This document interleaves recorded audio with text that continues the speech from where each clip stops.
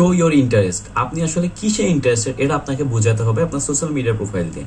আপনার পোস্ট, আপনি কোন কোন গ্রুপে আছেন, আপনার অ্যাক্টিভিটিগুলো যাতে সেটা প্রেজেন্ট করে যে আসলে আপনার স্বপ্নটাকে, আপনি কি নিয়ে ইন্টারেস্টেড।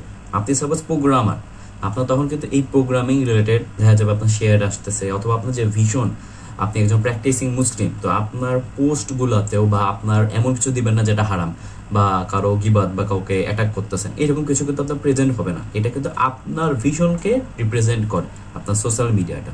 তো সোশ্যাল মিডিয়া যখনই চালাবেন মনে রাখবেন এটা কিন্তু আপনাকে রিপ্রেজেন্ট করতেছে। আপনার প্রত্যেকটা পেজ লাইক দেয়া, প্রত্যেকটা গ্রুপে থাকা, এই সব কিছু আপনারকেই প্রেজেন্ট করে। হ্যাঁ, এখানে অবশ্যই হালাল হারামের বিষয় আছে। আপনি যাবেন না এমন কোনো পেজ যেখানে হারাম কন্টেন্ট আসে সেটা আপনি লাইক দিচ্ছেন, ইচ্ছায় আপনি সেটাকে লাইক দিচ্ছেন। তো এগুলা কিন্তু আপনাকে বুঝতে হবে যে আসলে এটার এফেক্টটা কি।